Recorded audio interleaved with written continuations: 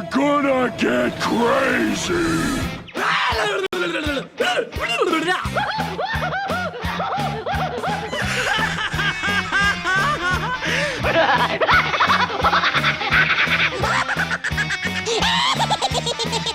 Most everyone's mad here.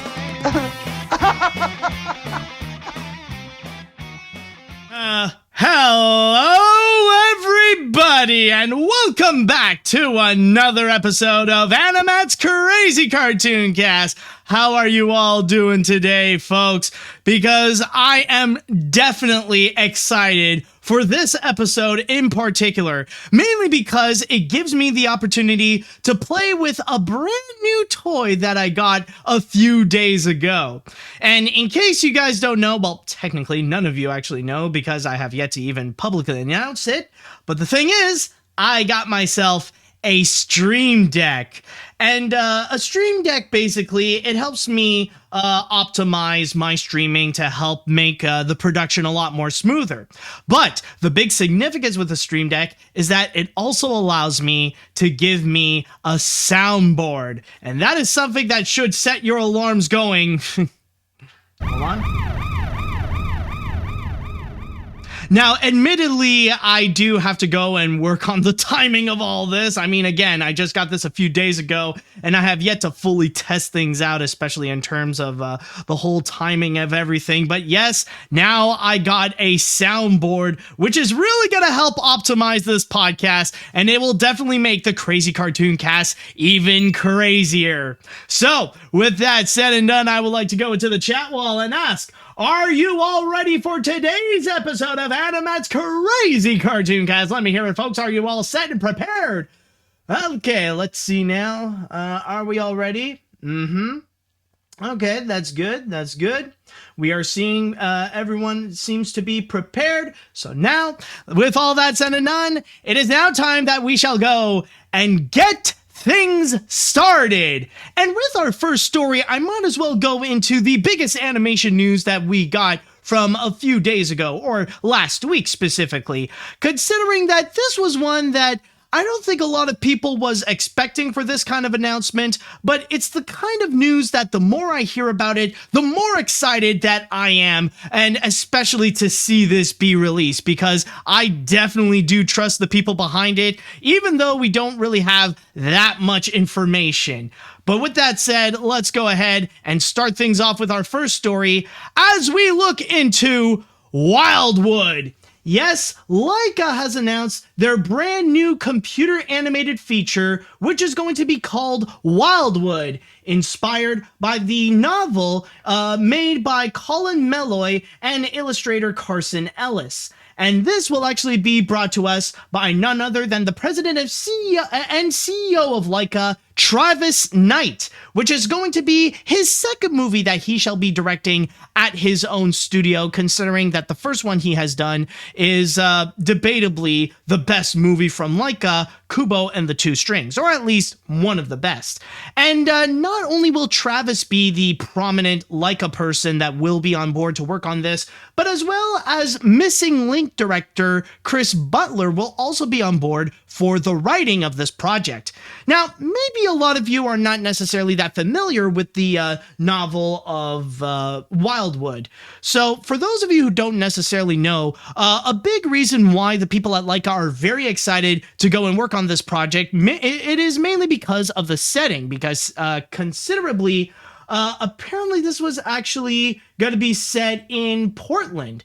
I'll just read you a little bit from my source here on Deadline, as it states here. The film is penned by Chris Butler. The film penned by Chris Butler is set beyond Portland city limits in Wildwood.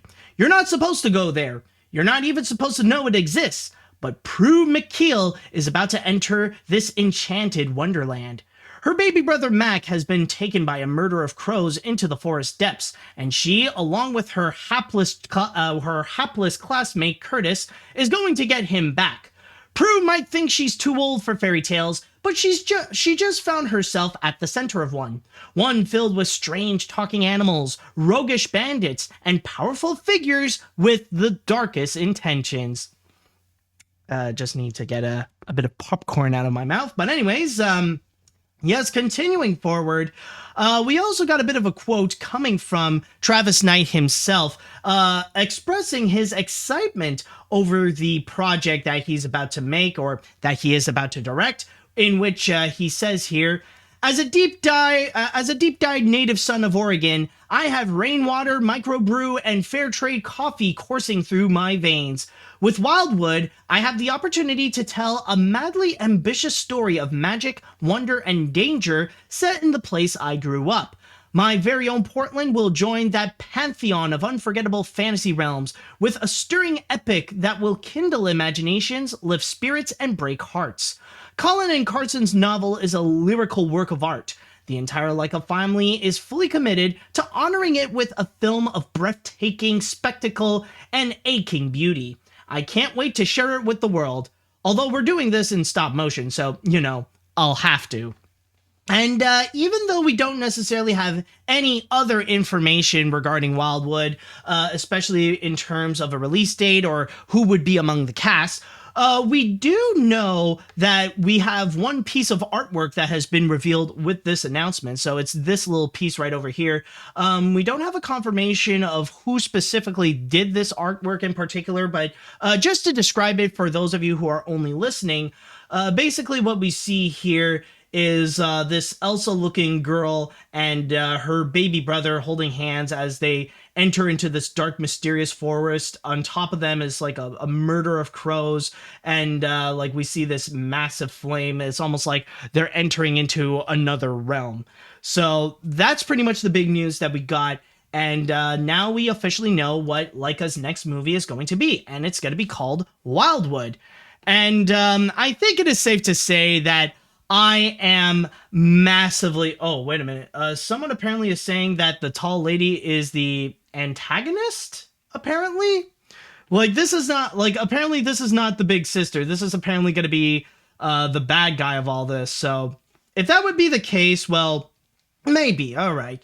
But anyways, going back to what I was talking about, yes, regarding Wildwood and the fact that this is going to be Laika's next animated feature, yeah, I'm going to be very honest. I am absolutely excited for all this. This is going to be a very fascinating...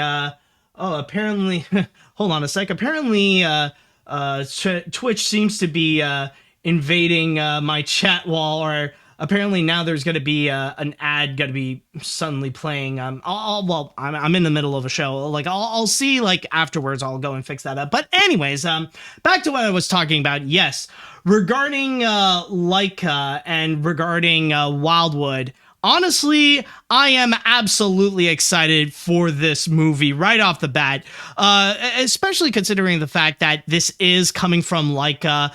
It is an absolutely amazing studio. Like I've really enjoyed a lot of their works. I mean, they don't always make a home run all the time, but even some of their weakest films are definitely a lot of fun to watch, rather it be stuff like The Box Trolls or even Missing Link. They're still very good and very well merited on their own, and when they are good, they are absolutely amazing. Some of the most noteworthy animated films in recent years were from Laika, including Coraline, and especially Kubo and the Two Strings. And one thing that I will say that I am absolutely excited for is the fact that it's going to be Travis Knight who's going to be directing this, out of all people. And that's one thing that I'm absolutely shocked to find. It's the fact that Travis Knight is going to be on board, and he's actually going to be directing it. I know technically it shouldn't be that much of a surprise because this is technically his studio. Regardless of where he would work, he is still the president and the CEO of Laika. But the thing is, after Kubo and the Two Strings, he seemed to have gone towards a completely different direction in terms of his career, where after Kubo, he started to get picked up by a whole bunch of different studios where he would go and start working on different live action films, which was the case when after Kubo, his next directorial feature was Bumblebee, and that actually turned out to be a pretty solid hit and one of the best Transformers movies in recent years, especially when the Michael Bay Transformers films really jumped the shark when Bumblebee was released. So from there, I honestly thought that Travis Knight would be one of those animation people that after his directorial debut, he would go on to go and mainly work on live action features and then become a major prominent director on his own. But honestly, I'm just very glad to see that not only did he not give up on Laika, but that he is still on board and that he is still directing more movies there, especially with his directorial return at Laika. And I think it is safe to say that, yes, I am a major fan of Laika, and I still consider it one of the best animated features of the last decade. In fact, I think it is safe to say, considering that it's been 5 years since Kubo was released, I would honestly say that now it is one of the most underrated animated features. Like the amount of creativity and the craftsmanship that has been put into it, it is so highly admirable that very few animated features could even get to that level. So seeing Travis Knight come back to do what he does best at Laika, that honestly I find to be amazing. And especially another thing that does get me excited is actually regarding the story of Wildwood. Now, honestly, no, I am not that familiar when it comes to the story itself. I haven't read the novel, but just by hearing the concept, I feel like it does have a little bit of that familiarity. Not too much where it feels like a ripoff, but it feels like it has it has the same tone, just like another movie, and that would be Labyrinth. Like, if you really do think about it, I feel like there's like a bunch of similarities that you could find, especially even when you do look into the image, like the whole concept art here, where technically the plot line is that you got this baby brother that is being kidnapped or is being taken away to a magical realm, which in this case is the forest that is beyond Portland. And now it's up to the big sister, the teenage girl, to go and retrieve the baby brother and go into this magical land where she will go and meet all different sorts of magical creatures.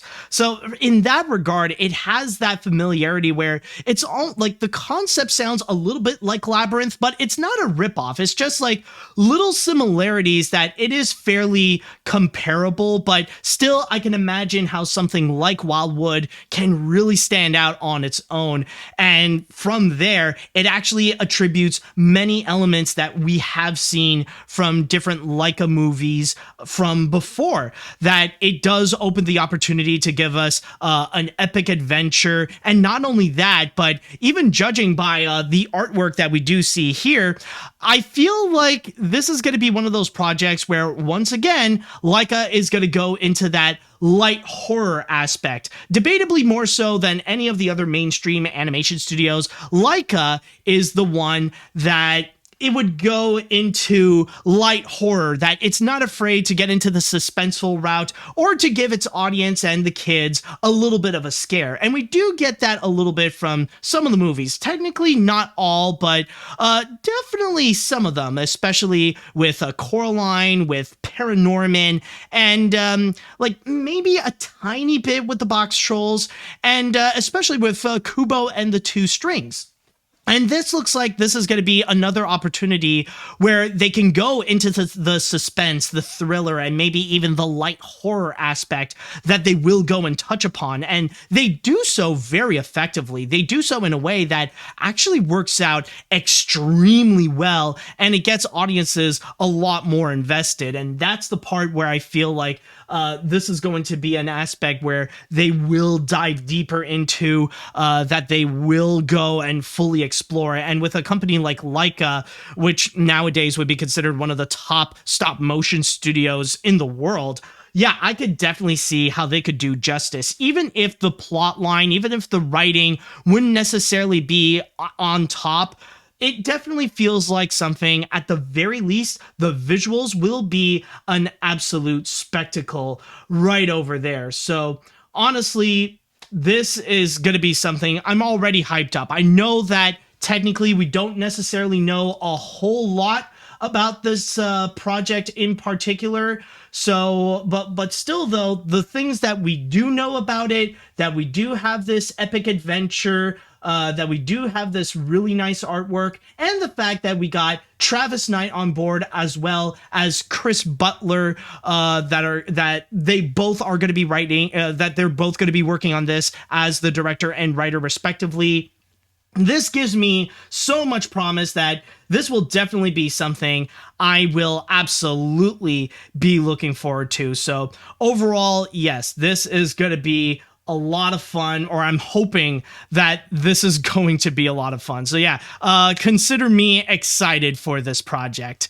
All right, so with that said, I would like to go into the chat wall, and I would like to go and ask you all, how do you feel about Wildwood? Are you guys excited about this project? Are you guys a little bit iffy? Are you a little bit cautious? And by the way, especially if you have actually read the Wildwood novels, if you have read any of them, I would love to know what do you think, and if you believe that Laika is actually a good choice to go and adapt them into an animated feature.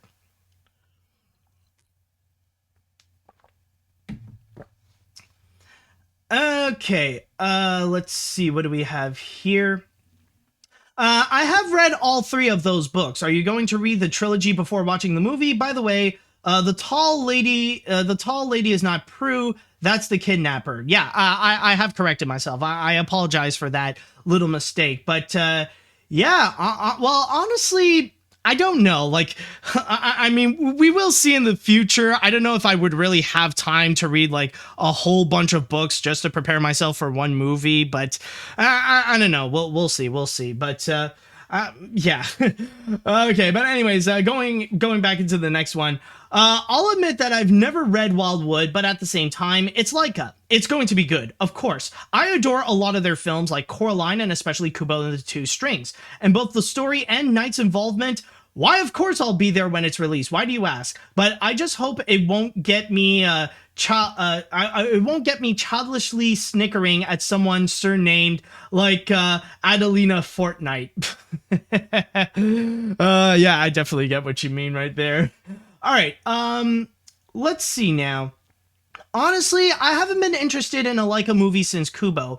However, both the premise of the movie and the fact that the same director of Kubo is making it, I might want to read and look up the book to know what's up. Okay, so I looked it up on the Wikipedia page for the book, so if you like me or if you like me and don't for spoilers, well, there it is. Looking at the plot, I feel like it'll be Laika's equivalent to Wolfwalkers in terms of magic, whimsy, and charming characters.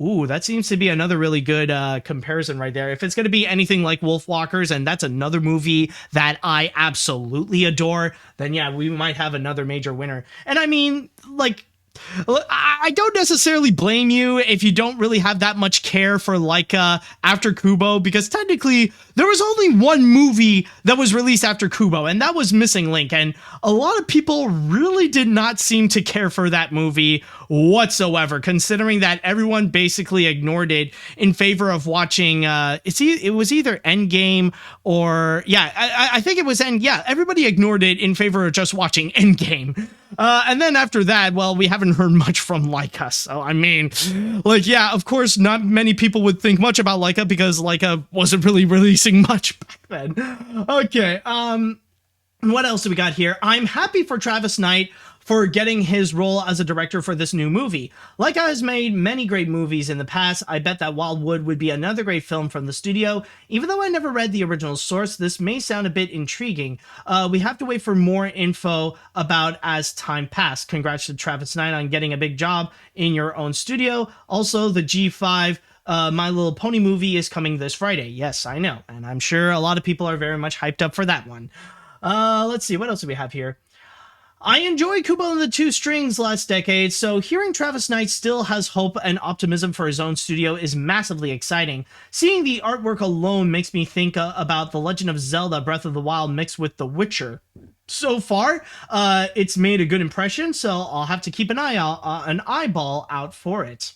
Yeah, definitely. Like, Yeah, exactly. It's like I said before, it has a bit of that dark tone, but there is a bit of that magical element at the same time. So yeah, you could see a little bit of The Witcher, and like maybe there is like maybe it does remind you of Breath of the Wild, because technically the aesthetic of this concept art is a little bit like the cover, where you do have like the main character, or at least one of the main characters, like front and center, or almost center at this point, and like you get what I mean. Like if you do compare Breath of the Wild and this concept art, you can see a little bit of similarities right there.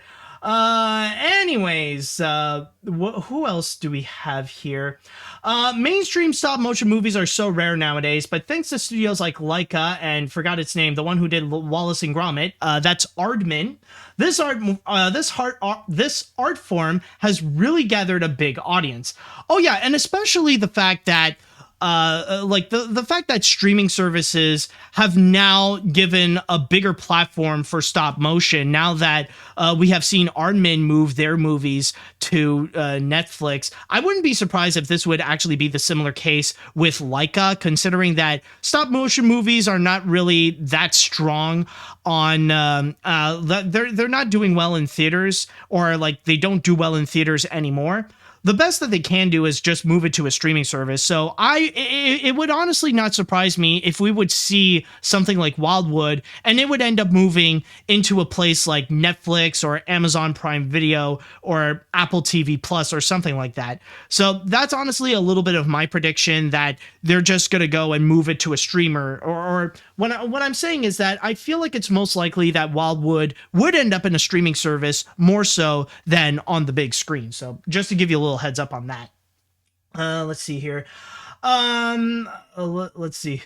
I'm very much looking forward to this movie. Laika to me has always been the most underrated animation studio out there, and I definitely do believe their movies need more attention and love. And with Wildwood, I'm very excited for this one, especially since Travis Knight is directing, who made the best Laika film and the best Transformers movie to date, so I'm very excited. All right, awesome. I'm going to go and read one more comment before we're going to move on to the next story. Laika is pretty much the most underrated animation studio out there. I love Coraline and Kubo, Paranorman, and Missing Link were good. And The Box Trolls is, yeah, the weakest film out there, but okay nonetheless. Seeing Laika is still around to make another one like Wildwood sounded great, so I hope it comes out in a few years. The only question now is, who will distribute this film? Indie-like studios like Focus Features again, or streaming services like Netflix this time? Well, like I said, I feel like it's most likely going to be a studio like Netflix than someone like Focus Features. So that's just a little bit of my prediction. I could be wrong, of course, but ultimately we shall wait and see. But already, just from the small premises that we got here, from the artwork, from the people behind it, from the studio that's going to be making it, already that has me hyped up as one of the most anticipated animated features in the future. All right, so the next story that we got over here, we shall be going to Disneyland, and we got a special little story that we have here that we're going to be entering upon a classic Disney attraction that has gathered a little bit of a fan base, but it's been a while that it's been on, and yeah, let's be honest, it needs a bit of an update. Well, that is exactly what Disney is doing, but the update itself that they are going to do is honestly rather surprising, especially the fact that they are going to go and not just update the ride itself, but they're also going to be updating one classic character that they've had for a while, or at least either one company has, either Disney or Amblin or whatever. But the point is, we're going to go and talk about the update of Roger Rabbit's cartoon spin. Yes, Disney has officially announced that they are going to go and make a significant update to Roger Rabbit's cartoon spin. where not only are they going to go and update the ride itself to go and upgrade some of the technology and some of the visuals that are in there, but they're also going to go and give an update to the narrative of the attraction, where now Jessica Rabbit is going to be the star of the ride. Now she's going to be the main protagonist. Not necessarily fully confirm if she's going to be more so of the star than Roger Rabbit, but she is definitely going to be playing a major role. And the plot line that they do have here, it's a little bit the same as before, where technically it is set in Toontown, where the weasels are up to no good and they got the dip and they're secretly gonna spill it around in order to destroy Toontown and the Toons. But Roger Rabbit and Jessica are gonna go and save the day. But Jessica's role has been massively upgraded, where now she will be taking the place of Eddie Valiant, and now she is going to be the private eye, or that she was inspired by the valiant works of Eddie Valiant, and now she wants to be a detective herself.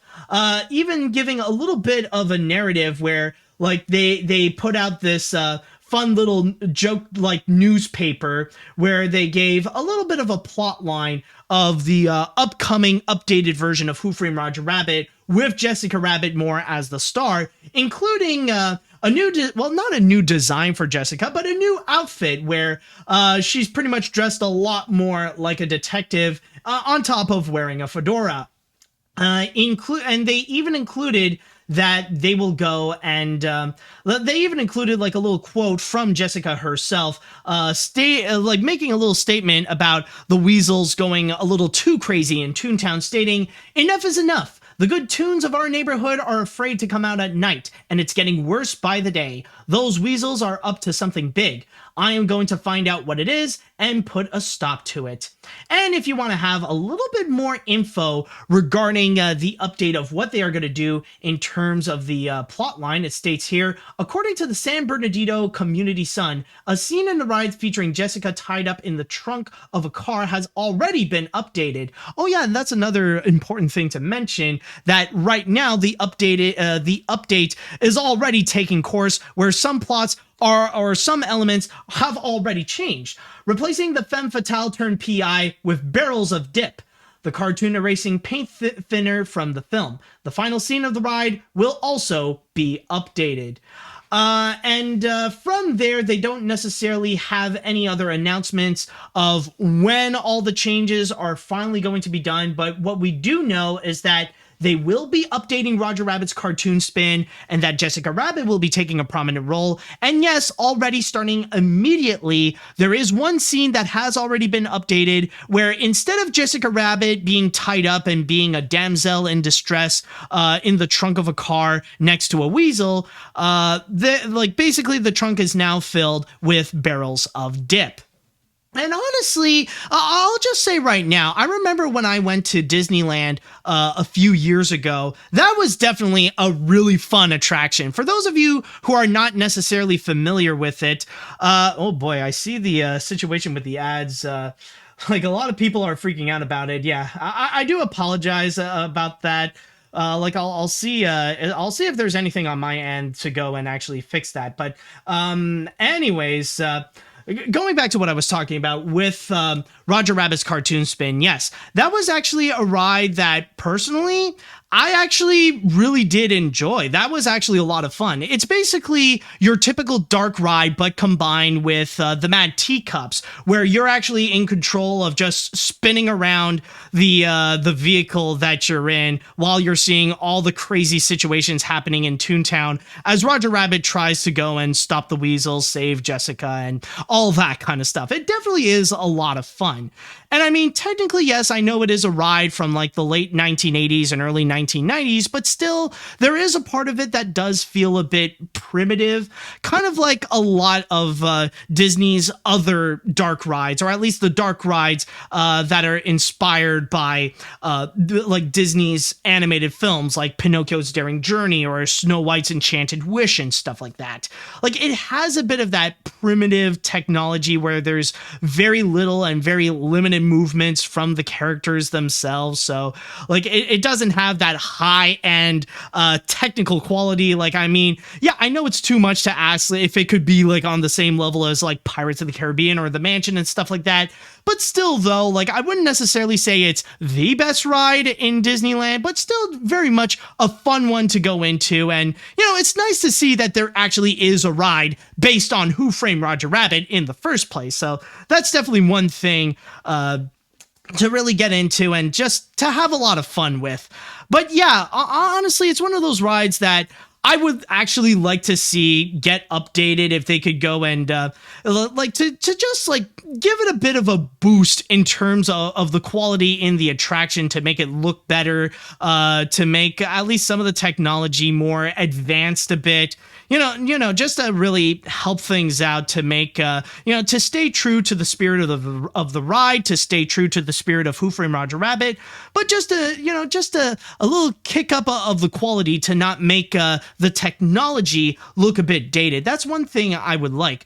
But I will say, though, the one thing that does actually surprise me the most, more so than literally anything that has been revealed regarding this update about Roger Rabbit's cartoon spin, is honestly the fact that Jessica Rabbit is actually going to get an update, or the fact that Disney is acknowledging Jessica Rabbit and updating the character.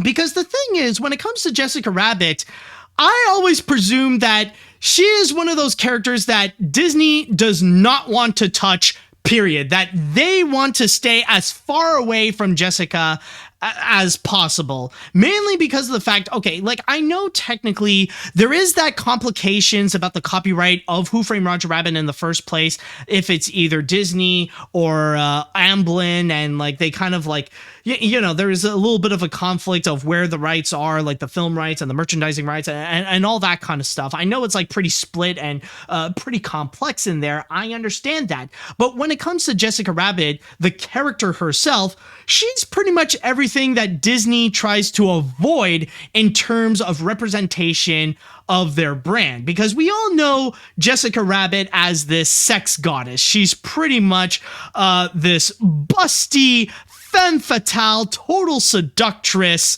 basically the kind of cartoon character that goes beyond the realms of the family-friendly type of cartoons that Disney would go and make. I think the best way to put it is that she feels less Disney and more Ralph Bakshi with the way that she is. Even though Ralph Bakshi technically has his own Jessica Rabbit with Hollywood, but still, you do get what I mean, that she does feel a bit more like she has an appeal that's more towards adults, more so than children. And that's why, like, I'm kind of shocked that Disney would even acknowledge her or do something about her, especially with the fact that nowadays, like, whenever Robert Zemeckis would talk about the possibility of having a Who Framed Roger Rabbit sequel, that's actually one of the big factors why Disney wouldn't want to actually do so, is because of how the characters, well, they're not necessarily as a current with the times per se.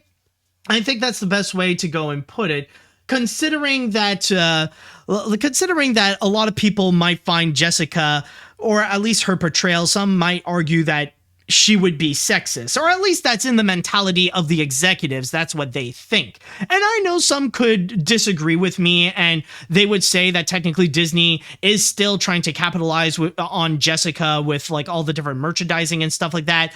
That is true, but then again, we are talking about merchandise, and merchandising, they would do whatever they want, and they would play with even some of the most controversial or the most obscure characters and let them go wild with whatever they want to do. I mean, the merchandising department is the only department that would even dare acknowledge characters such as Brer Rabbit and the gang.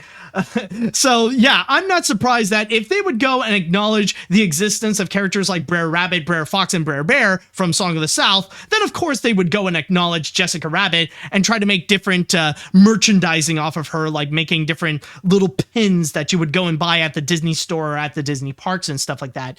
But the fact that Disney right now is not only giving Jessica Rabbit a second chance, but giving her an update as well, that is honestly shocking. The fact that Disney still wants to go and acknowledge the existence of Jessica Rabbit and still play around with that character to have her have something to do, especially in this day and age. And I know technically some people could say that what they're doing with Jessica Rabbit is pretty much the same thing with what what they have done with the redhead from Pirates of the Caribbean. You guys probably remember a few years ago when Disney made that controversial change in the auction scene of Pirates of the Caribbean, where they took the redhead character and they made her more of a pirate captain, more so than this femme fatale piece of eye candy that's all about her looks and stuff like that. I understand it's a controversial change, but it seems very similar to what we are seeing right now with what they are doing with Jessica, especially with the fact that the character of Red and Jessica, well, they both have a lot of very strong similarities, both busty redheads that are more about their looks, considered the femme fatale of their franchise. But now they have been given a significant update where they've been given a lot more of a personality and play a bigger role in their ride. So that's pretty much the big thing that they want to go and highlight with their update of the attraction. But one thing I will say that when it comes to Jessica, with what they have done here with Roger Rabbit's cartoon spin, is that honestly, in the case of Jessica Rabbit, the fact that they did update her to be more of a private eye, I'm going to be very honest, that honestly feels like something that would make sense. That feels like something that is legitimately in character with Jessica Rabbit. And the idea of Jessica Rabbit being turned as a private eye, turned into a detective, it reminds me of the one scene in Who Framed Roger Rabbit where we see Eddie Valiant. He's already in Toontown. He already went through the entire madness, and then he went into a back alleyway trying to hide from all the crazy people in Toontown. But he was about to get murdered by Judge Doom, and then suddenly Jessica Rabbit was conveniently right there as well. And we see that she was like a sharpshooter and manages to deflect the gun away from the hands of Judge Doom and saving Eddie Valiant's life. So from there, you could see how there is a bit of that hidden strength that is within Jessica, and that you could see how, like, you can imagine a scenario where after the events of Who Framed Roger Rabbit, that she herself would be inspired to go and do some private eye work as well. I mean, not necessarily give up her job in the Ink and Paint Club, but she would go and be this private eye where she would solve mysteries and even use her femme fatale-like charms in order to help solve the case and stuff like that. I think, honestly, this seems to be a plot line that would actually work out. And honestly, what I feel like is the best part about this is that technically, much like with the redhead from Pirates of the Caribbean, they don't give up the aspects that makes the character recognizable. I mean, for people who love Jessica Rabbit as like a sex goddess or a femme fatale idol, she's still the same. Like, honestly, they didn't give up on any of that. She still has much like with the redhead, she still has the same gorgeous look. She still got the big boobs. She still got the massive curves. She still got all that. The only difference now is that she has much more of a personality and she's given a fedora, which honestly, I know like some people might say that I am massively biased on this, but honestly, I am in full support of this update if it means that we are going to give Jessica Rabbit a fedora. Like, this is more of a scenario that I feel like the Vince McMahon meme, where the more you tell me about how they're changing up Jessica Rabbit in Roger Rabbit's cartoon spin, the more that I feel like I'm getting excited. And I was like, yeah, we're going to be updating Jessica Rabbit. Huh? We're going to make her a more prominent character and give her a bigger starring role in the attraction. Huh? We're going to give her a fedora. Whoa! That's how I currently feel right now. If there's one way that we can make Jessica Rabbit hotter, is that we give her a fedora. And I am in full support of that. All right. Honestly, I think it could work out. Like many of the hot chicks at the Disney parks, like, why not give her a fedora? I think a lot of people would be more accepting to Red's new change if they gave her a fedora as well. I'm just saying. All right, but in all seriousness, though, even though, much like with Wildwood, we don't necessarily have that much information regarding Roger Rabbit's cartoon spin, but honestly, this sounds like a very interesting change, and I'm on board on it, especially with the idea of updating Jessica Rabbit and making her, like, giving her more of a personality, giving her more something to do, and having her play as the private eye. Honestly, I feel like it's a great idea, and even if people might not necessarily be on board, I feel like this is honestly a much better alternative than what, like, it feels much better than trying to bring back Eddie Valiant, because I feel like that would be something that would be a bit tasteless, that they want to try to bring Bob Hopkins back from the dead and get some voice impersonator to take his place. Like, yeah, that would just feel completely off. So having Jessica be the private eye instead of just desperately trying to bring back Eddie Valiant,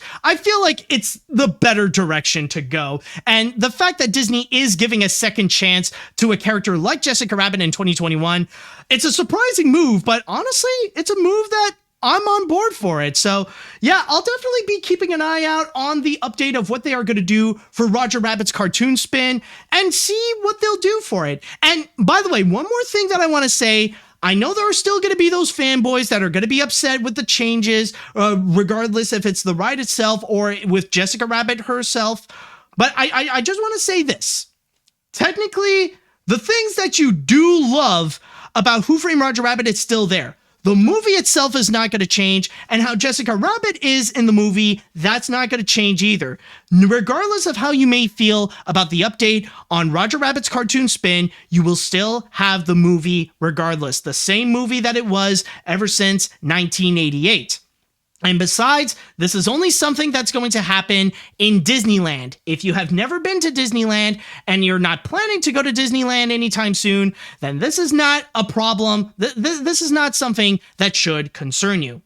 All right, so with that said and done, I would like to go into the chat wall, and now it's time I want to ask you all, how do you feel about the update of Roger Rabbit's cartoon spin and the update on Jessica Rabbit? Do you guys agree with this change that they would do? Are you on board with Jessica Rabbit as a private eye? Do you want to see this update happen on Roger Rabbit's cartoon spin? Let me know what you think.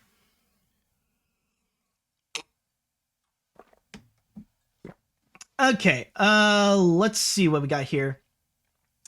I think it's safe to say that Jessica has become the new Valiant. Seeing all these changes to the rides is kind of surprising as someone who tries to stay away from her as much as possible. I don't think I'm going to go back to Disney anytime soon, but if I do, I'll definitely be sure to check this one out. Okay, fair enough. Seeing as I've only ever been to the Orlando parks, I've never been on this ride or even heard of it until recently, but with the storyline in mind, I quite like what's going on and that Jessica is the one in the spotlight. And no, it isn't because she's low-key, she is low-key a baddie. Plus, it's Roger Rabbit. It's a spectacular movie, so if it ends up good, I might check it out, just as long as the animators don't get too horny, like that one little slight gag, if you know what I mean. Yeah, oh no, they're definitely not gonna go and do that with Roger Rabbit's cartoon spin. I mean, like, there might be that one freak that might jump out of his vehicle just to check underneath the dress, but yeah, other than that, though, no, I don't think they're gonna go that far, because if they do, if they do, then Disney security is going to bring them into the same realm where people openly express that Splash Mountain is based on Song of the South. Okay, anyways, going back to this, so I don't mind this update. However, compared to something like Peter Pan and even It's a Small World, I don't think it's super necessary. I'm cool with it. I'm just more concerned with the man-baby purists who hate any kind of change, whether it's movies, shows, rides, etc., especially with a woman given a promoted role. Jessica was already a strong character and pretty smart, so her being a detective isn't out there. Plus, I'm sure there's a kink of that. Yeah, exactly. It ain't gonna stop. Yeah, trust me. That doesn't mean there's going to be a shortage of people in horny jail. I think honestly, like now Jessica as a detective, yeah, that will be like a new thing that will make her hot as well. So yeah, the horny police is still gonna be busy as ever regarding Jessica. And I mean, like, I still have to be on the run from the horny police, especially from last week when I got that hots for that mosquito girl from Bug Therapy. So yeah, like I know the horny police will still be busy. I should know because they're still chasing me. But one thing I will say that it is definitely true, unfortunately, is that regardless of the scenario, yes, it is still going to happen that you will get those angry man children, and you are going to get those purists that will be upset of the changes. The Disney park community, and especially theme park community, is especially guilty of having those people who are just purists, and they are against any changes, period. Like, those are the kind of people that want to keep everything the same as if it was open back, like, in their respective year. Like, some people, like, especially with the Jungle Cruise update that they've done recently this year, some people are not happy with it because they want to keep the they want to keep the attraction the exact same like how it was in freaking 1955.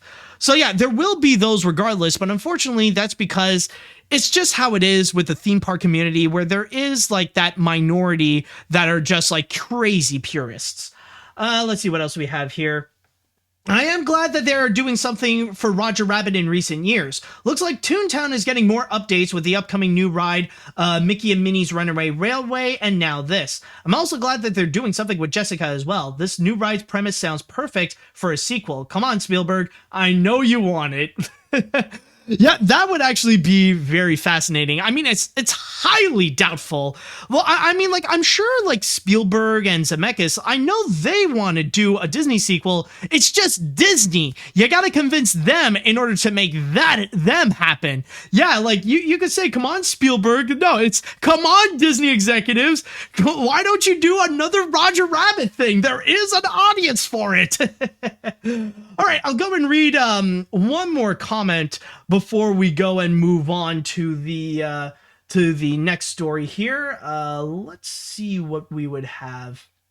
What do we have?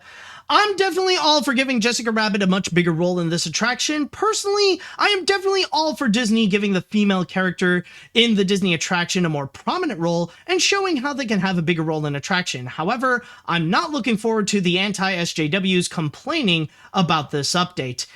Yeah, it will highly depend.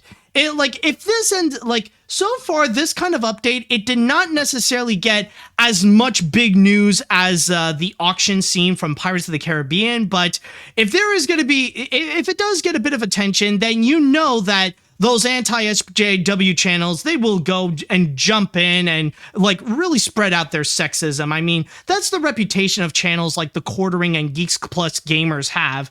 Like, if this does get any more attention than it does now, then you know those incel channels, they will get more attention and they will speak their sexist minds.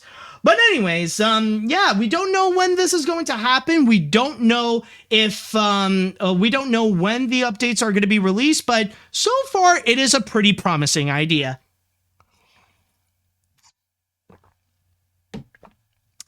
All right, so moving on to the next story that we have over here. Now, what I have for this one is going to be a promise.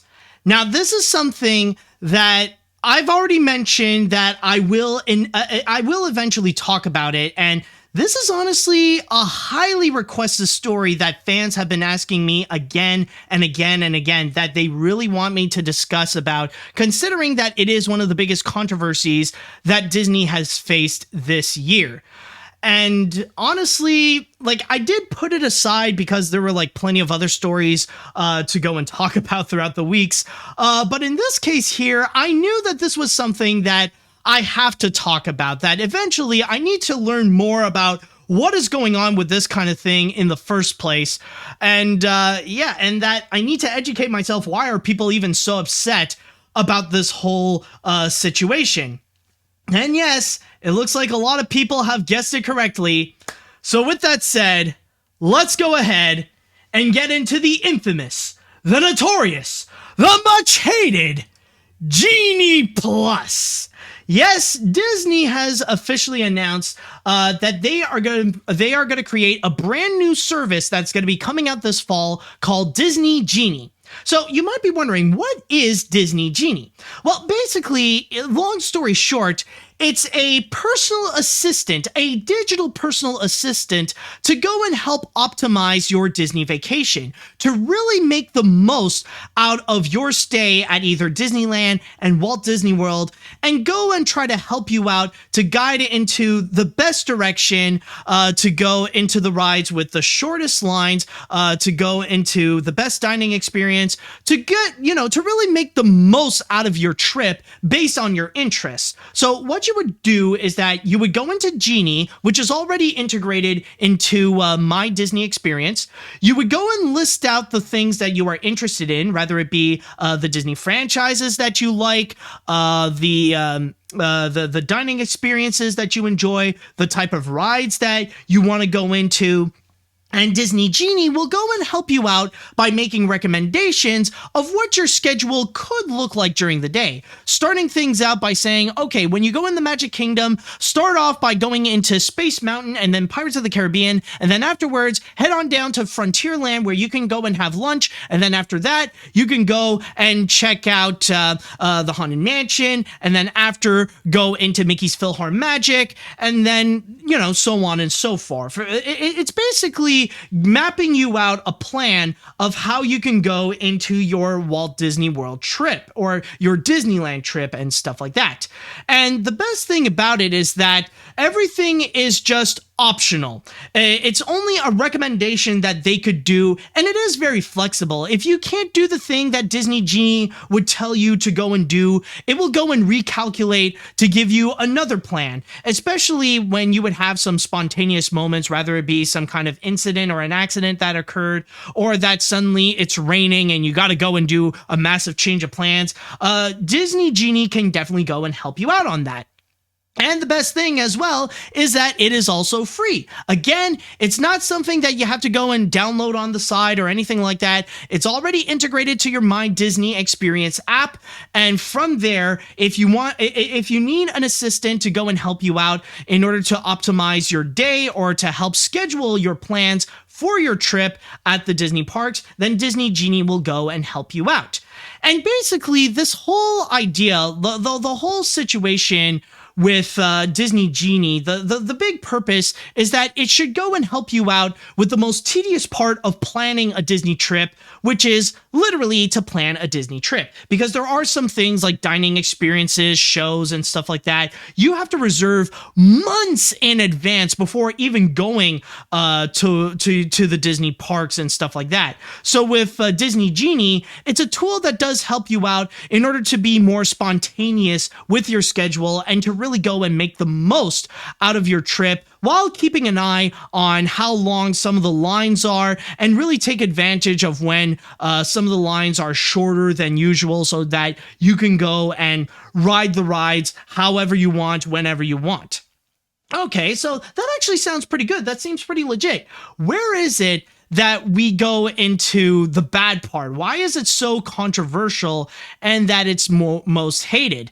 Well, the answer would be something like that. It's actually regarding money. Because when you would go into the paid service, Genie Plus, that's when things truly get controversial. Because with Genie Plus, you do get some extra features as well. You do get virtual audio tours where you go into a specific place and you can activate a little piece of audio from an Imagineer or a celebrity telling you like some behind the scenes facts about Disneyland or Walt Disney World. And you can also have FastPass as well, where cast members can take pictures of you at a specific place. And you can also have AR technology where where like you can have a selfie and then suddenly you'll see like a magical thing would happen, like Mickey Mouse is next to you, or you're dressed up like a Disney character, or stuff like that. But the biggest feature of Genie Plus is that it gives you access to something called Lightning Pass.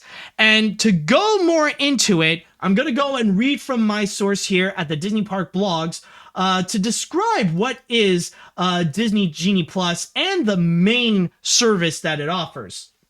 So it states here, for the price of $15 per ticket per day at Walt Disney World Resort and $20 per ticket per day at Disneyland Resort, choose the next available time to arrive at a variety of attractions and experiences using the Lightning Lane entrance. You can make one selection at a time throughout the day, from classics like Haunted Mansion to thrill rides like Big Thunder Mountain Railroad and newer favorites like Millennium Falcon, Smuggler's Run. Attractions subject to limited availability.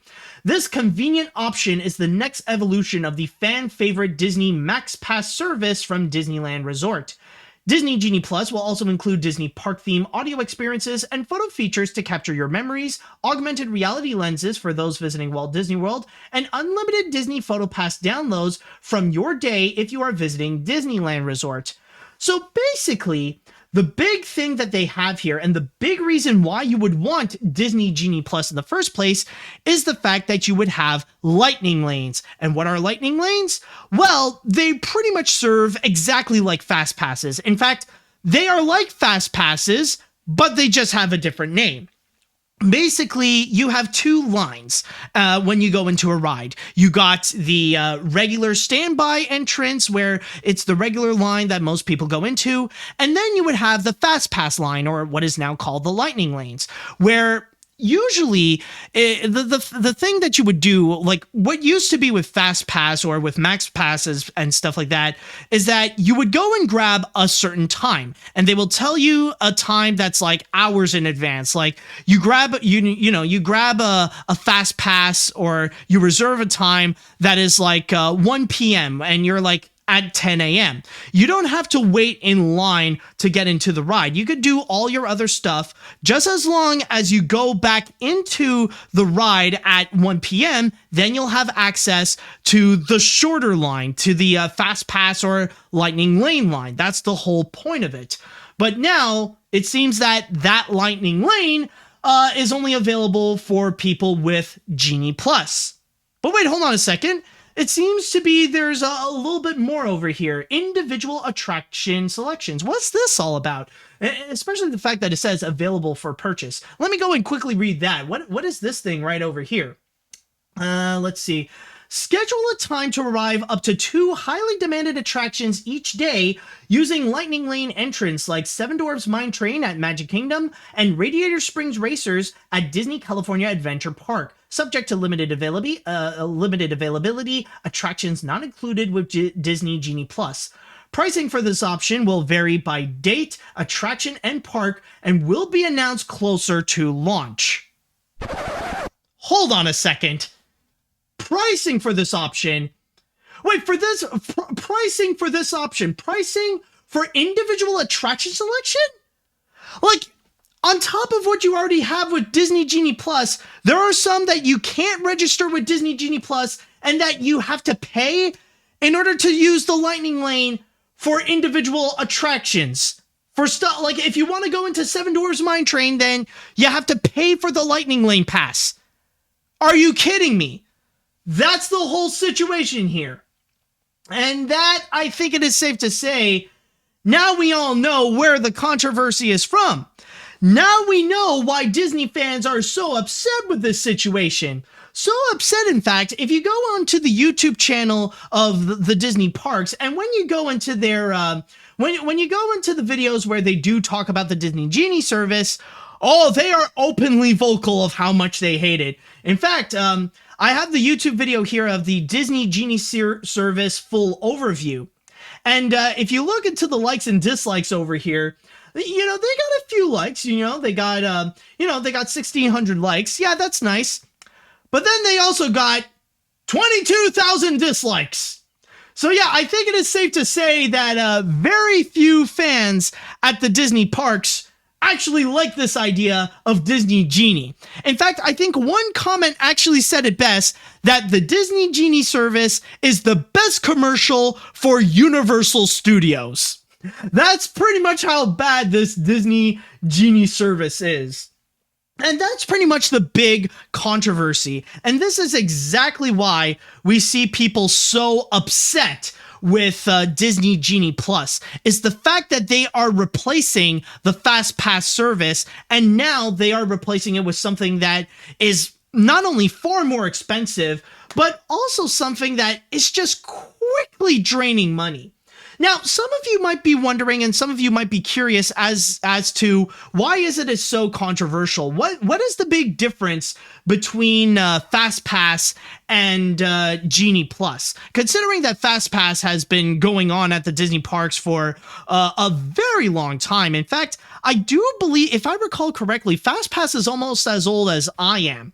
So what is it about FastPass that people prefer about it compared to Genie Plus? Well, like I said before, the big difference between FastPass and Genie Plus, or with lightning lanes in this case, is it's money. The thing is, people like FastPass because it's free. They don't have to pay for any of the FastPass services. They could just go in front of a FastPass booth, just press a button, they'll get a ticket, and they'll say a time of when to come back so that they could use the shorter line instead of the massive one. That is the big difference. And that is it. It's just money. And now that we do have these lightning lanes, the big difference is that it's only a paywall. Like, now you have to pay in order to use the privilege of those lightning lanes. And the price alone is already stupidly expensive. Like, this is something that you could tell really does build up. Because not only is it $15 a day at Disney World and $20 a day at Disneyland, it's the fact that it is per ticket per day. So for each person and each day that you have to stay at the Disney park, you have to pay a specific fee. And you can imagine that the longer you stay and the more people you have, the bigger the price it becomes. Like, let's do a little bit of math here. Imagine you have a family of 4 and they want to go and stay 5 days at the Walt Disney World Resort. And they want to use lightning lanes. They want to use that pass in order to go into shorter lines at the Disney parks. Okay, that's perfectly fine. You know, they want to get quicker access to stuff like Splash Mountain or Pirates of the Caribbean and stuff like that. That's perfectly understandable. But the price that they do have is that they got to pay for a lot because they're a family of 4, so they each have to pay $15, so that's $60. But that's $60 a day. So throughout the 5 days that they stay, by paying the pass, that's a total of $300 extra and $300 more of what they have to pay for their entire trip to begin with. And not just that, but Genie Plus doesn't allow you to have access to all the lightning lanes, because when it comes to their biggest attractions, to stuff like Radiator Springs Racers and Seven Dwarfs Mine Train, and I think they also revealed that Rise of the Resistance is also a part of that group as well. Apparently, that's not a part of Genie Plus as well. For the lightning lanes, you have to pay a completely separate fee. That's like on top of what you have to go and pay. Now, technically, it is true that some people do argue that with those individual lightning lane purchases, you don't have to have Genie Plus. Like, you don't have to have Genie Plus and then you have to pay extra to go into a lightning lane for something like the Seven Dwarfs Mine Train or for the upcoming Ratatouille ride at Epcot. Technically, you don't have to have Genie Plus, but the fact that you still have to pay you still have to pay to get into the shorter line for a major popular attraction. Like, that is grifting. That is just low, dirty grifting right over there. Especially when you are only reserving it to the biggest rides, to the most popular ones, the ones that get common, the ones in which the lineups are commonly over an hour or two.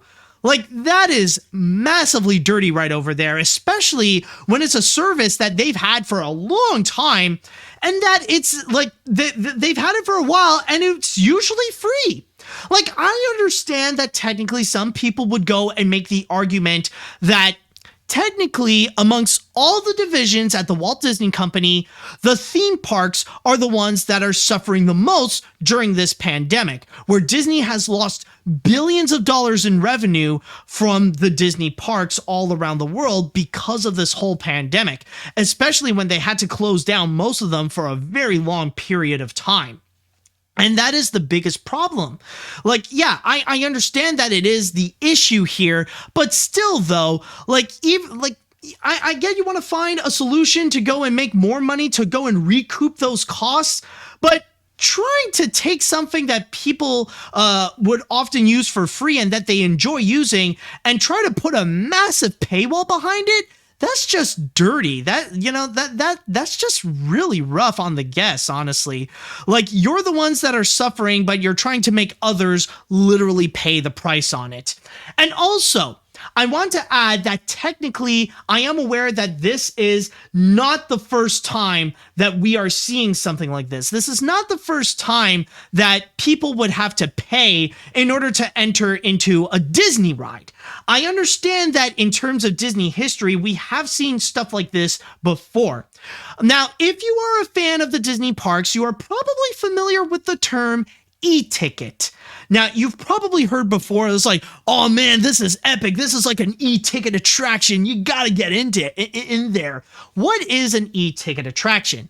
Well, throughout the 1950s all the way up to 1982, Disneyland and the Magic Kingdom at Walt Disney World had a system called, they pretty much had this ticket system where they would go from A to E.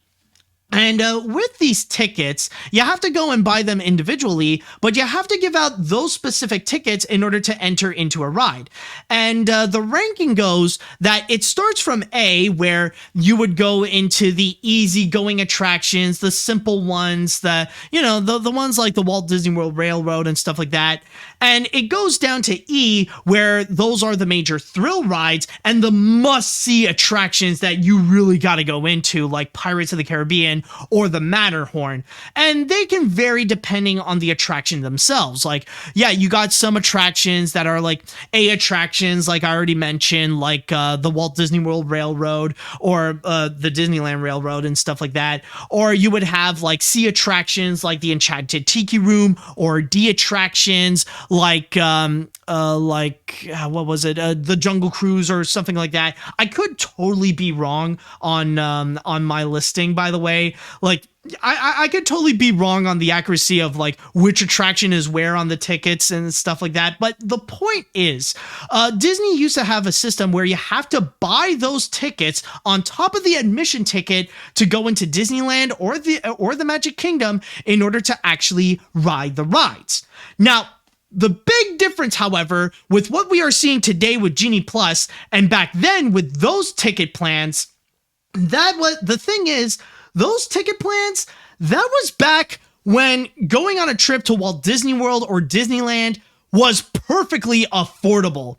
Like, you got to keep in mind, back then, Disney was charging those tickets for less than $1 each. And even back then, like even back at Disney's beginnings, back in the 1960s and 1950s, like the price of admission to go to Disneyland was like what? Like $1 to $5, like just to go in Disneyland alone, or maybe like at the most $10 or something like that. It was back when going at a Disney park was stupidly affordable, that you could spend how much money you want and you'll still be financially good.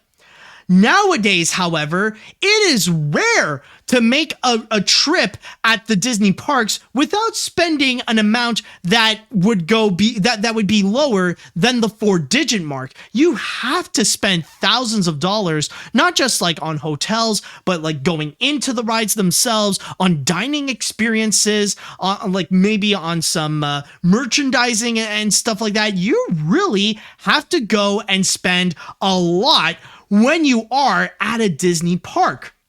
And the fact that Disney is adding extra costs with what they're doing here with the Genie Plus service, and especially with the individual attraction selections, yeah, that's not helping anything either. That's just one thing that's just really taking it too far in terms of the cost. Like now, like you gotta pay more with like you really gotta pay like to really have the full experience at a Disney park. Well, or really to make the true most out of it. Like what you used to do, like now you really have to go and pay extra. And it's honestly frustrating to see. And yeah, I do understand the frustration that the Disney park fans have over this.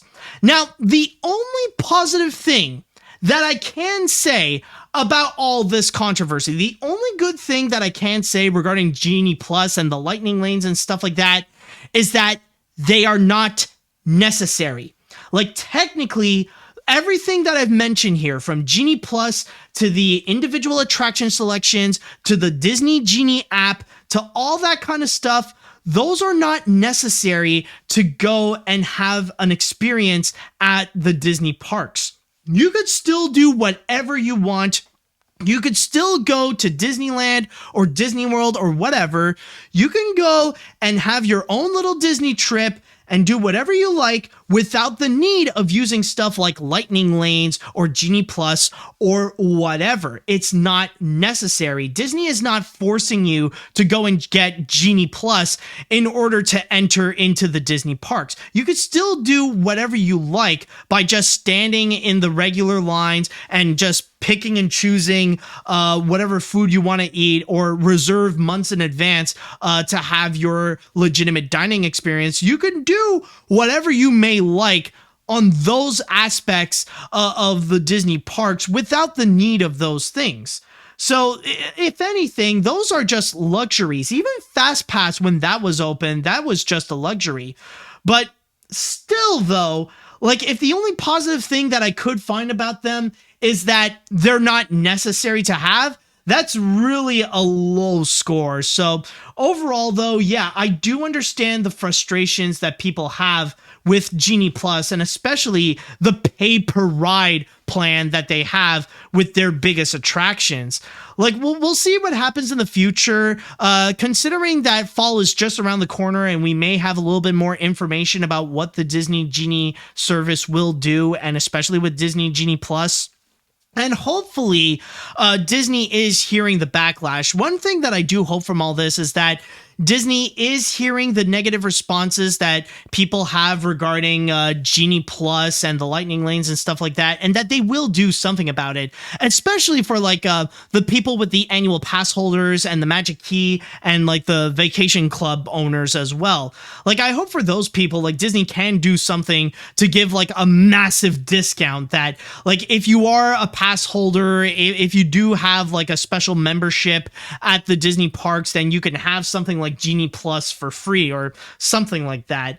But overall though, yeah, this is just dirty. This is like really nasty grifting on Disney's part. I mean, the only positive thing that we can say is that, yeah, it'll be fun to see the Defunct Land episode of FastPass. But other than that though, yeah, this is just dirty. This is a really dirty move from Disney. All right, so with that said, though, I would like to go into the chat wall, and I would like to ask you all, how do you feel about Genie Plus, and how do you feel overall about the controversy that surrounds it? How do you feel about the Disney Genie service in general? Do you think you're going to be using it? And the next time you go into a Disney park, do you think you're going to need something like Genie Plus and to use the individual attraction selections in order to make the most out of your Disney experience? Let me know what you think. Okay, Let's see what we got here. The sad thing about this service is that a planner for your day at the Disney parks could actually work, but the price is really what hinders this one. In short, when it comes to planning out a day at the parks, I just think I'm gonna just stick to winging it. Just go into the Magic Kingdom, screw around a little, fireworks show, and boom, chicken soup, we're all good. So if the Genie even offers me a wish or two or three, my immediate answer is gonna be lower the price of your service. Well, okay, I just want to go and clarify that technically the planner itself, that is free.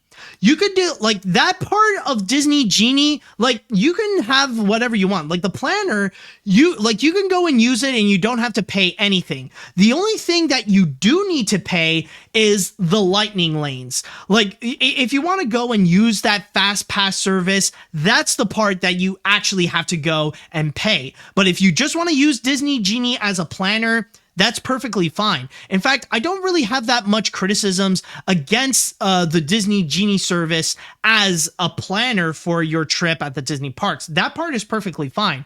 It's just now paying for fast passes is the part that really is making people upset. Let's see. I'll admit, Disney Genie is not that bad of an idea. Seriously, has anyone ever heard of the Emoji Movie? But Genie Plus? Oh boy, especially with the godforsaken Lightning Pass and the fact that there is a lot of stuff you actually have to pay for. I have a bit of a theory that the Disney executives were basically going full on Tom and Jerry the movie by saying, we got to have money. Well, I think that really is the big thing. I mean, keep in mind, Disney literally lost billions of dollars because of the pandemic due to the fact that they had to close down the Disney parks during the whole scenario. Or like, at least during most of it. But the big thing with Genie Plus, yeah, like it really just feels like an excuse to try to recoup costs from what they have lost during the pandemic. I know there is still a good amount of Disney fans that they're still going to use it anyways. You know, it's pretty much like that one line from Bob's Burgers. It's like, fine, but I'm not going to stop complaining about it. You know, there's still going to be that factor into it. But still, though, it's just very upsetting to see this thing even happening in the first place.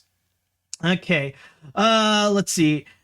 Seriously, Genie Plus was such a very bad idea. Why would Disney take off FastPass? I know they did so because of money, but my God, you got to pay separately for many rides with Genie Plus.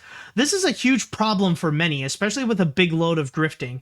I feel very bad for many theme park fans. I do wish Disney would listen to the controversy because this has gotten to be the most despicable thing they did in theme park history. Also, Matt, awesome uses of the soundboard. It's very fun and cool. Yeah, I know. It's going to take me time to get used to it and really to go and make the most out of it, but no, I'm just getting started with this one and starting to learn like how I can do my whole podcast and also using the soundboard. So with that said, let's give a round of applause for the soundboard, everybody. There we go. So hopefully you will enjoy it and that I could definitely go and make the most out of it to make this podcast a lot more fun. Anyways, going back to the comments here. Let's see. This is an absolutely terrible idea. This controversy really is putting Disney in a bad light, and especially considering how it only focuses on the big Disney attractions and how they only made it for the money. I'm hoping Disney does listen to the backlash and change this. Also, I have to ask, why are we getting so many ads in this episode?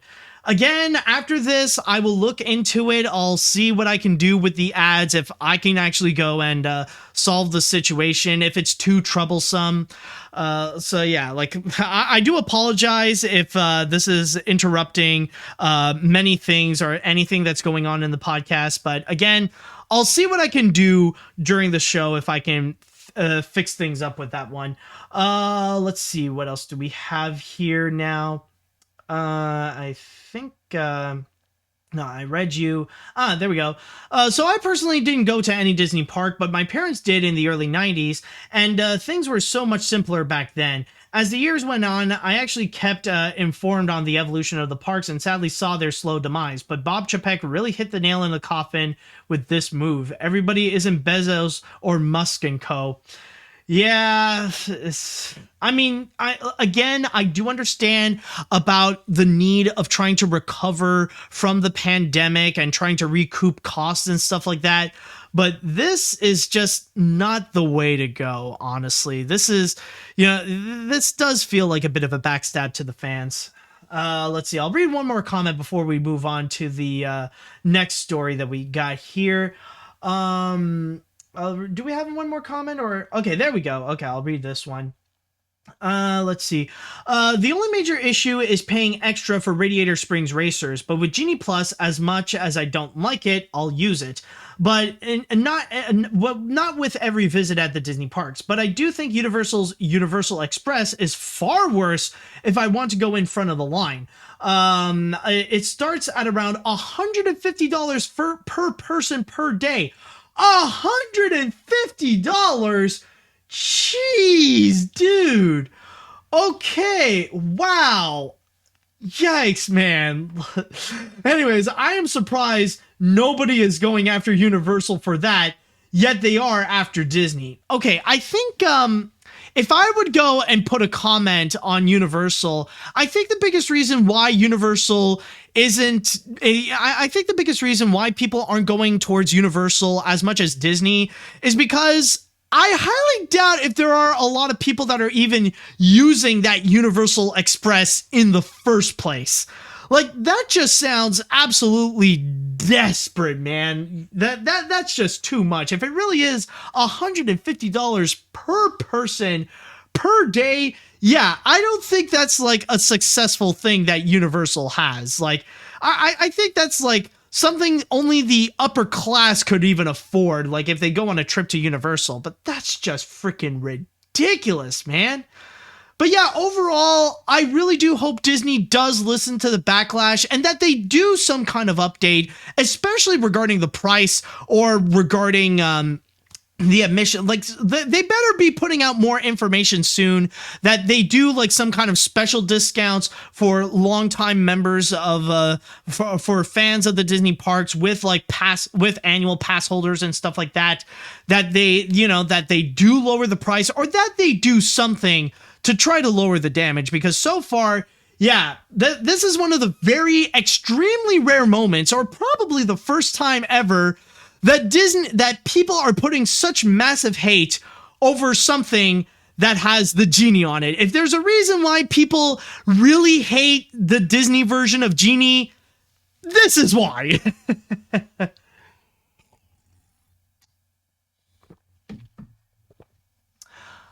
Okay, so moving on to the next story that I have over here. We're going to go a little bit outside of the realm of anything animation, and we're going to go back to a news that I have been following for a while, especially that I have already mentioned that I am a longtime fan of the show. And when it comes to this one, I know that I did skip the last big update of what happened, but that was because during that time I had a special guest star that didn't necessarily that didn't have any familiarity with this show in the first place. So I decided, out of their respect, to skip that, and I'll move on to stories that both of us would recognize. But in this case here, we do have another significant update with what is going on with it, and might as well go and recap with what happened last time so we can be up to date with this story. So with that said, let's go and move on to the next story, which we will go back to Jeopardy. Yes, Jeopardy, or Sony, has announced that they now have a plan with what they are going to do with Jeopardy, and with the ongoing issue with the fact that they have yet to have a permanent host for the show, or at least they got a plan for the rest of 2021. And that is to have Mayim Bialik and Ken Jennings to be the host of Jeopardy.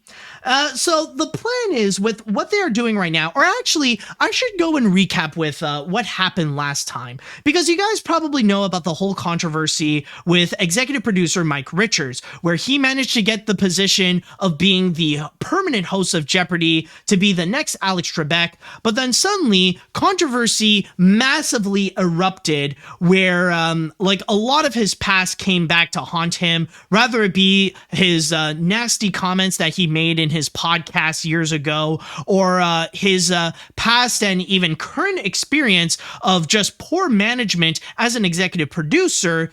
Like, that pretty much really bit him in the butt, and he decided to go and step down from his position as the host.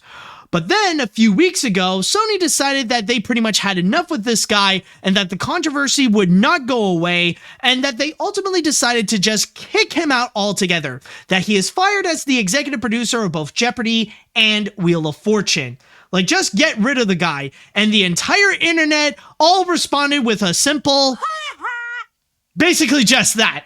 But this ultimately still puts Sony it puts them back to square one with the situation of Jeopardy. They still don't have a permanent host, someone to take the position of Alex Trebek. I mean, technically, yes, they did have Mayim Bialik, but they only hired her to be the host of Jeopardy for like the special versions of the show, rather it be like the Tournament of Champions or the Teachers Tournament or the College Tournament and stuff like that. Well, like the stuff that's not the daily prime time Jeopardy, those would be the ones Mayim Bialik would do. But for now, Sony has a plan for the rest of 2021 with what they are going to do in terms of the host problem with Jeopardy, and that is to bring on board 2 temporary hosts.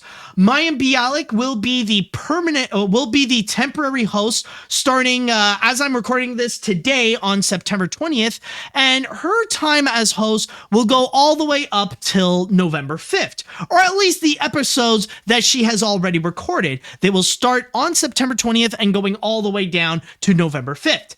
And then from November 5th up till the end of the year, that's when they're going to bring back Ken Jennings, who was the first guest host of Jeopardy after the whole situation with Alex Trebek, that he passed away due to cancer back in November of 2020. And he is also known as the legendary Jeopardy champion, the man who won more than $2.5 million by still competing in Jeopardy for like numerous of days, for more than 70 days. Like, he truly is a Jeopardy champion, and one of the most well-known and one of the most beloved. And considering he already did do the guest host job back in the beginning of 2021, he's going to be back to do the guest host job to cap off 2021, both on November and in December.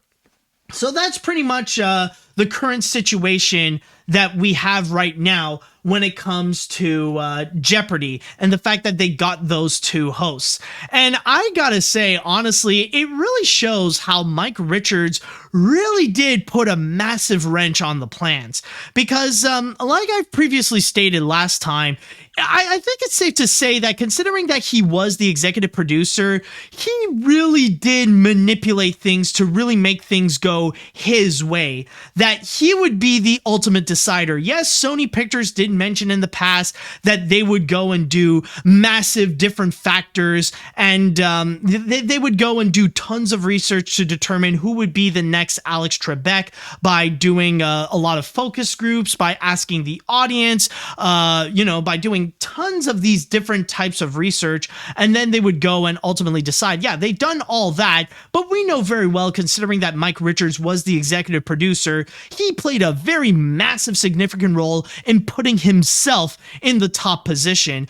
In fact, I remember talking to my family about that whole controversy and that whole situation, and the best way to describe it, it's like that meme where we saw Obama giving himself the Medal of Freedom. You probably remember that meme. That's exactly what Mike Richards did by giving himself the position as the new permanent host of Jeopardy.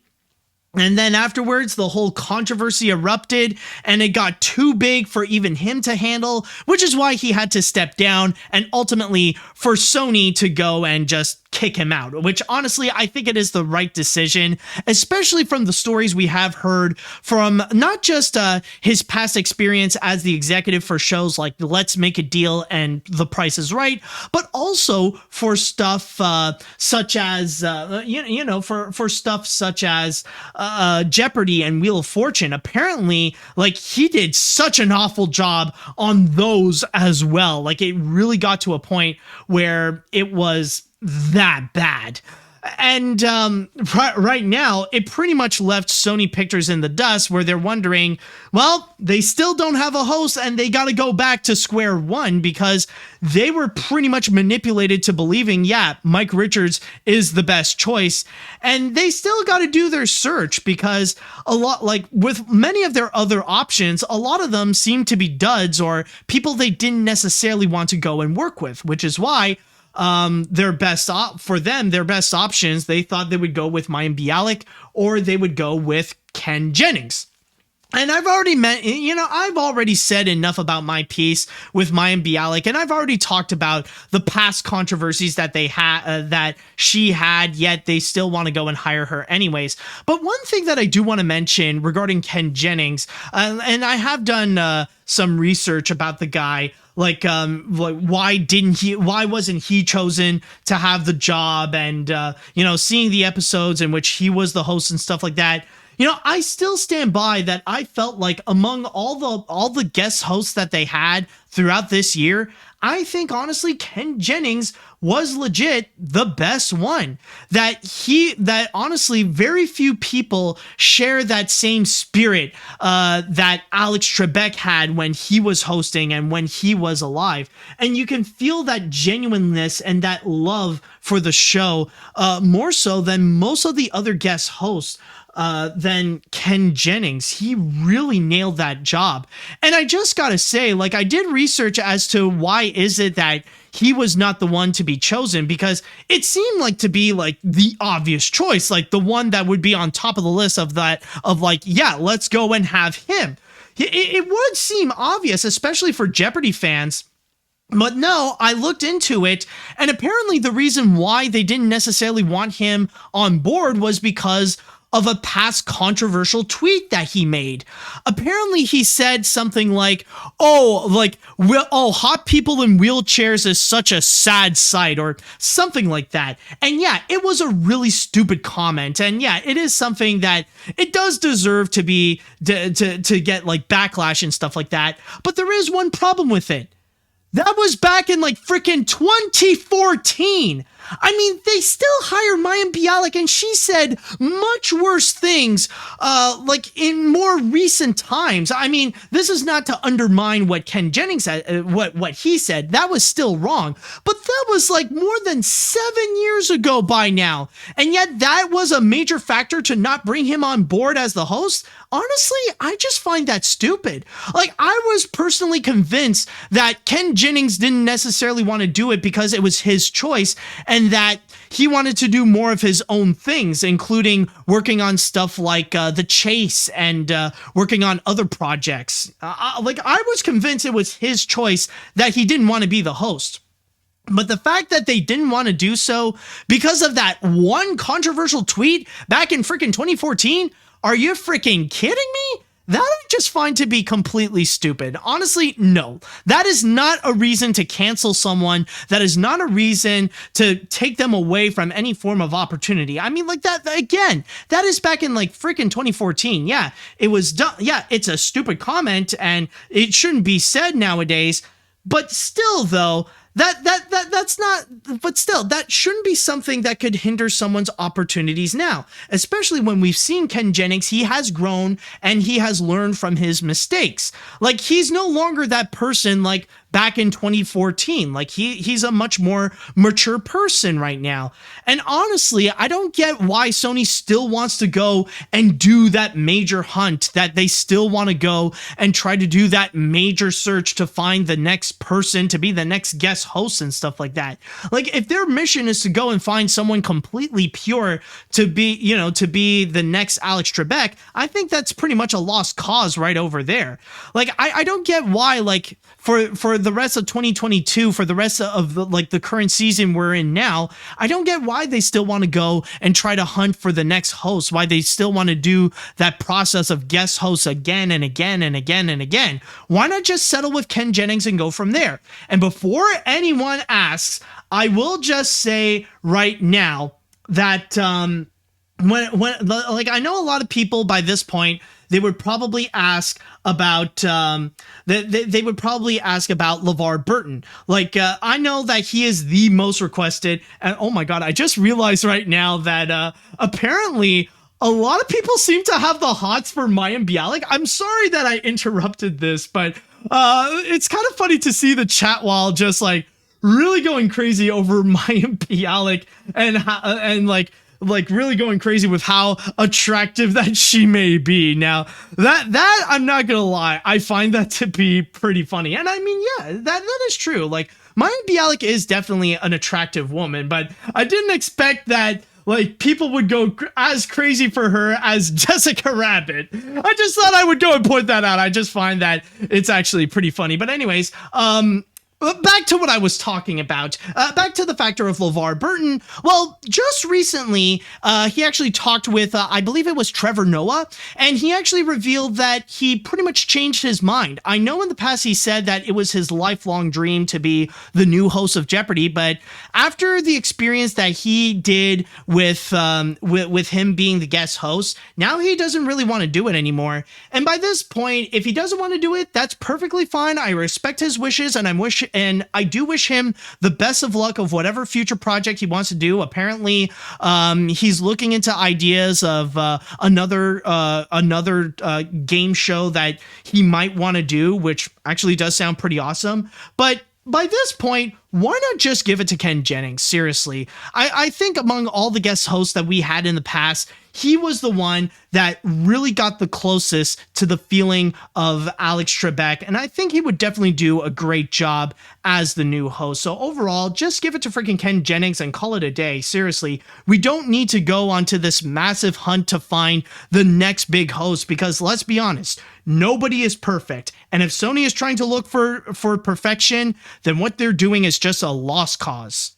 All right, so that is my overall take on the recent update of Jeopardy and the two temporary hosts that we have for the rest of 2021.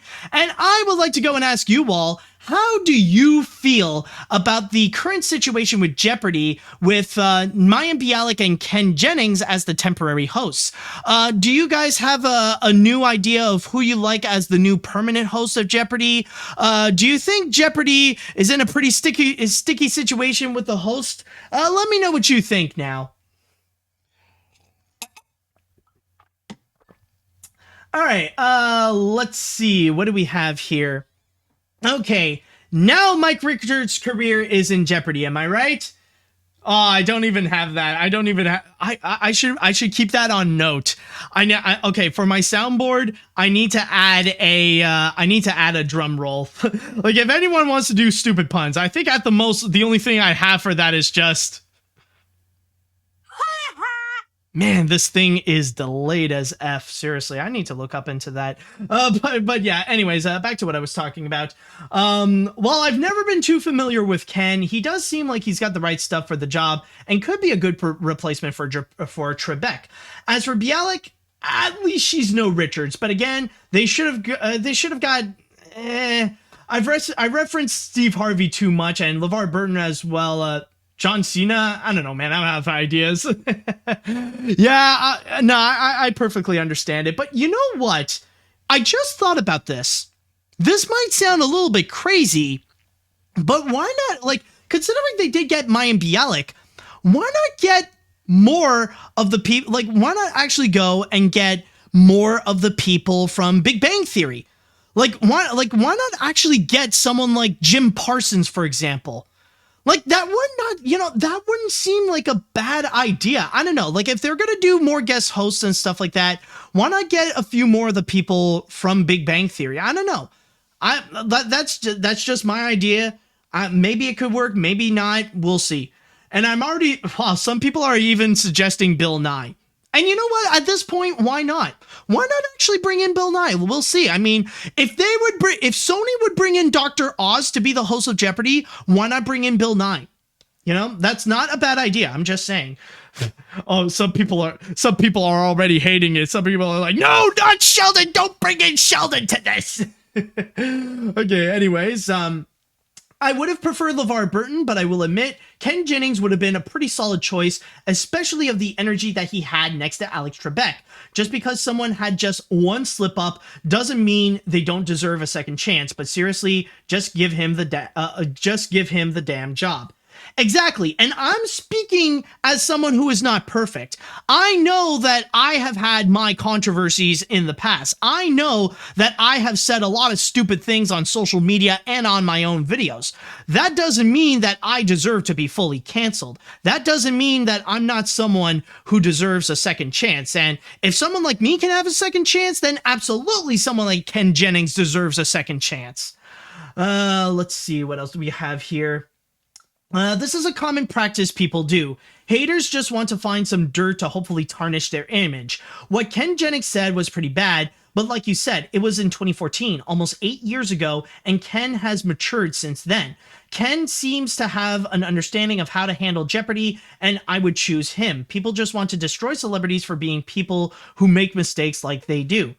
Unfortunately, that really does say a lot about, it does say a lot about our social media society nowadays. And yeah, you are going to get so many people who, regardless of who you are, regardless of the person you may be, there are always going to be those haters who want to go and destroy you. And I should know. I know that I have a few of my own that want to go and take me down for whatever stupid comment, rather it be about the facts I stated about Donald Trump, rather it be my comments on Cloudy with a Chance of Meatballs or whatever. I understand that. I know, and I personally know that feeling. And again, like, you have to accept that nobody is perfect and people do deserve second chances. Even though on the age of the internet, second chances are extremely rare to get. Let's see. Gee, I'm glad that the whole Mike Richards controversy is over. Ken Jennings should really become the permanent host of Jeopardy. He could get the job. He could get the job done, right? No wonder why the tweet was 7 years old. That's so stupid. Heck, if Sony can't do it, just go and get Steve Harvey and get one contestant said, "What is naked Grandma Steve?" Oh boy, yeah. And you know, honestly, by this point, if they're still hunting for different hosts, then why not get Steve Harvey? Honestly, it would not surprise me if Sony would actually go to that extra, take that extra step and actually get Steve Harvey. Or by this rate, like, why not actually get one of the Muppets? Actually get a host like Kermit or get Fozzie or someone like that. I mean, yeah, some people might look at me like I'm crazy, but at this rate, if Sony still wants to go and find more hosts, why the fridge not? All right, I'll read one more comment before we go into the final story that we have over here. Let's see. I'll go with this one. Out of all the hosts Sony has brought in for Jeopardy, Ken Jennings definitely should be the new host. Also, with Mike being fired, he definitely deserved it because of his past experience on Jeopardy and Wheel of Fortune and other shows, so I hope Sony can have Ken Jennings as a permanent host. So yeah, I know the hunt is still on and we won't know who the permanent host is until next year, but let's just hope that, hopefully they will get someone right and just settle with someone that is already beloved. Just go with Ken Jennings and, just be done with it. Seriously, you don't have to go through all that trouble, Sony.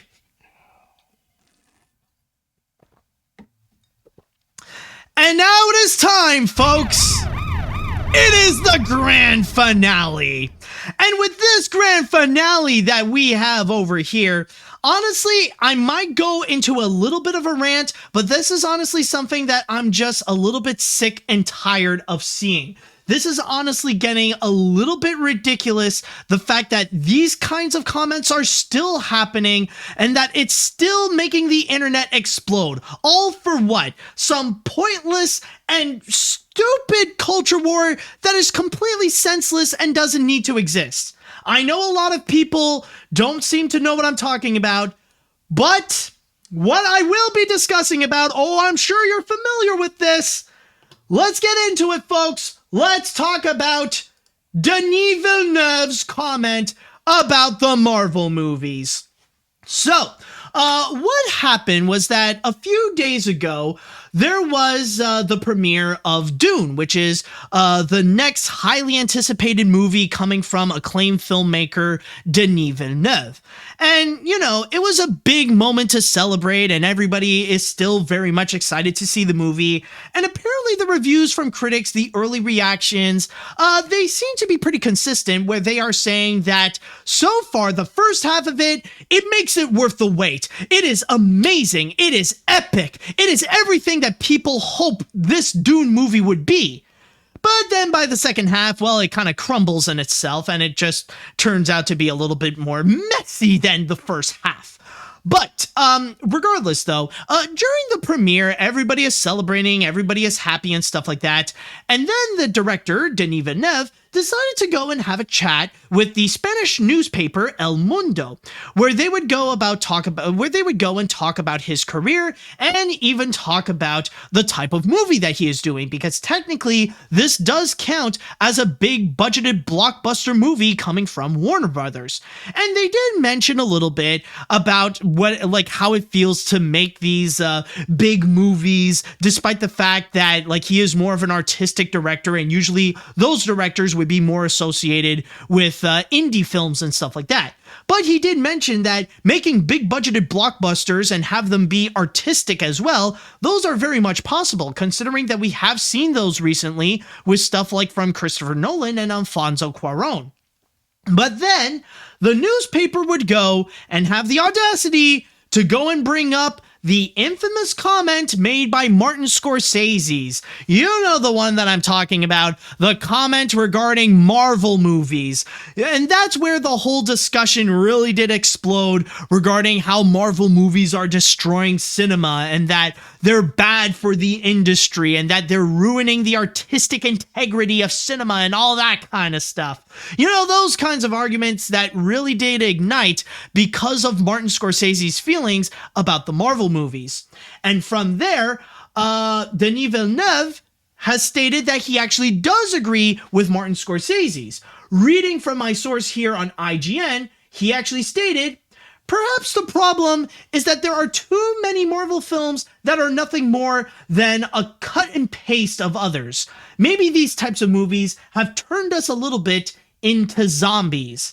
And from there, of course, this sparked an immediate backlash. But keep in mind, however, not all of his comments are negative towards Marvel. In fact, Denis Villeneuve actually did praise Marvel for the decision of selecting Chloe Zhao to go and direct The Eternals.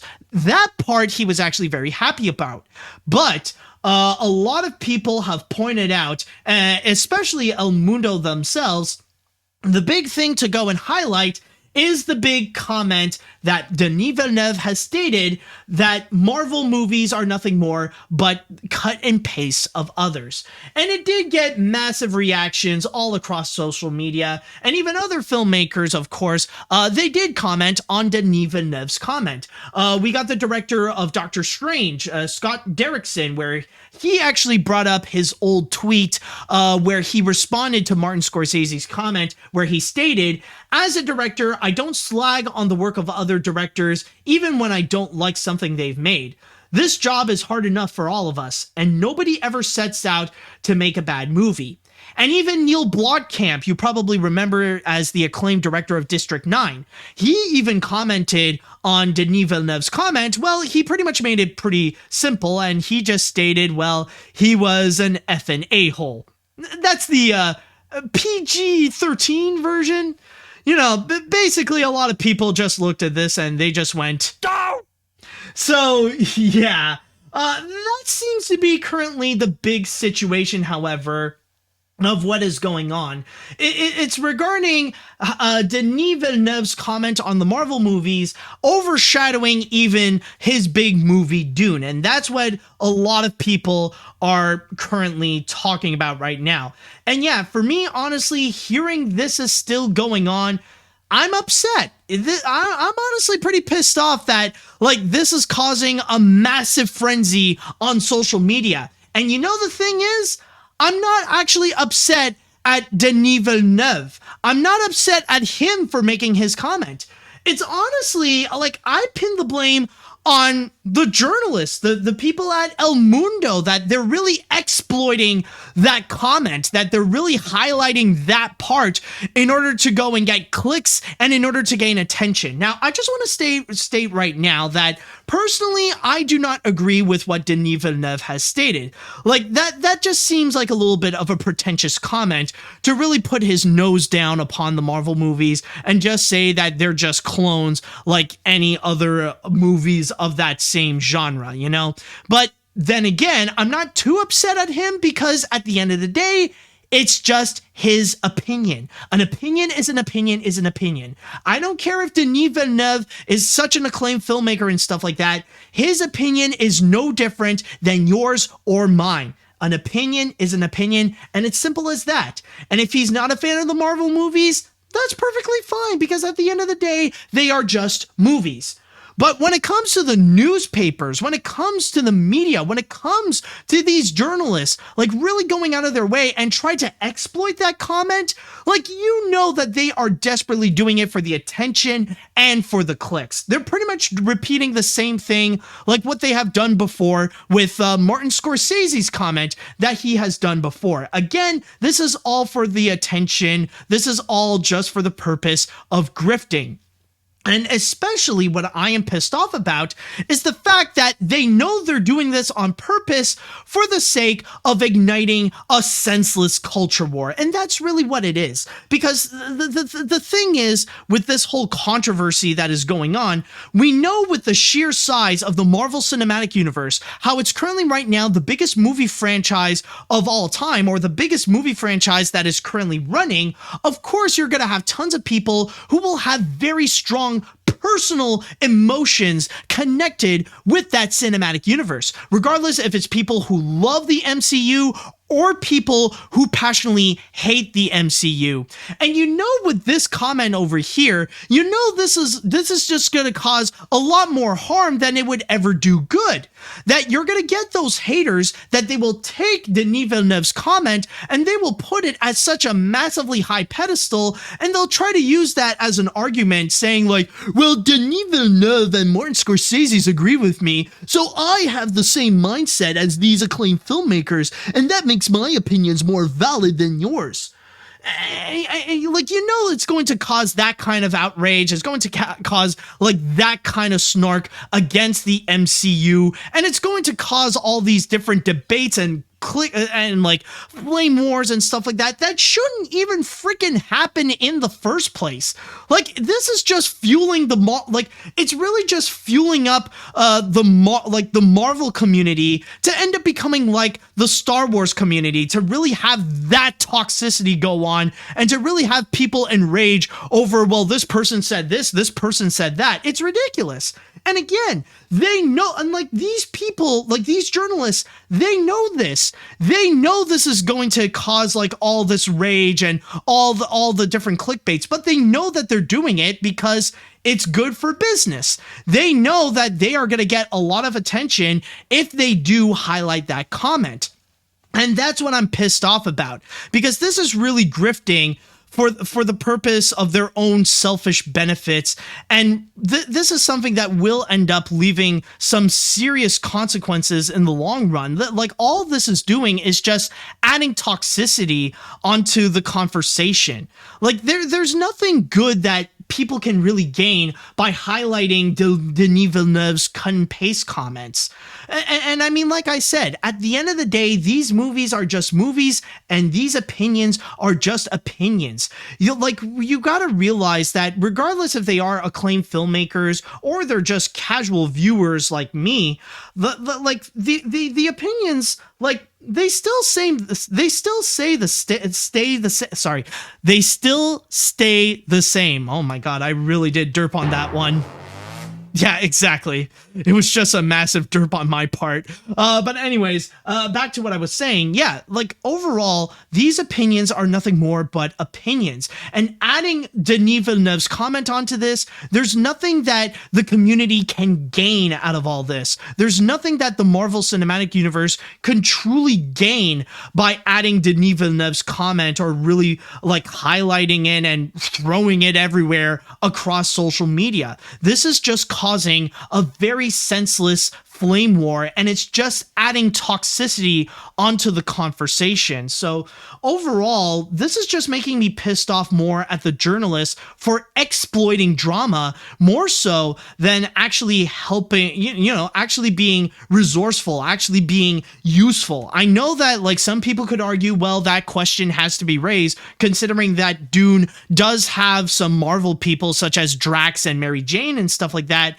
But still, though, like, what do you have to gain by asking random filmmakers about their thoughts on the MCU, especially if they're not attached to the MCU in the first place, or they don't have anything that they could do to help to help add on to the MCU to make them bigger and better and stuff like that. Overall, this is just pointless. And yeah, I know that some people will accuse me of being a hypocrite. I understand that. I'm not doing any help either to go and highlight this as one of my stories in the podcast. I perfectly understand that. But still, though, I still need to go and let this out that there is nothing to gain by mentioning Denis Villeneuve's thoughts on the MCU movies. He's not making an MCU movie. He's making Dune. Like, if you're going to ask questions, ask about Dune. Ask about his career. Who cares what he thinks about the MCU? At the end of the day, it's just his opinion. An opinion is an opinion and nothing else. And I just need to go and lay that out. All right. So, with that said and done, by the way, did I say that? Oh, MJ isn't. Oh, it's Michelle Jones. Oh, sorry. Okay, sorry about that. I just want to quickly correct myself. Again, another major derp from me. Okay, well, you get what I mean. I mean, Zendaya, it's, okay, yeah, so it's not Mary Jane, that's not Zendaya's character. Okay, I apologize for stuff like that. Yeah, it shows what I know about the MCU, am I right?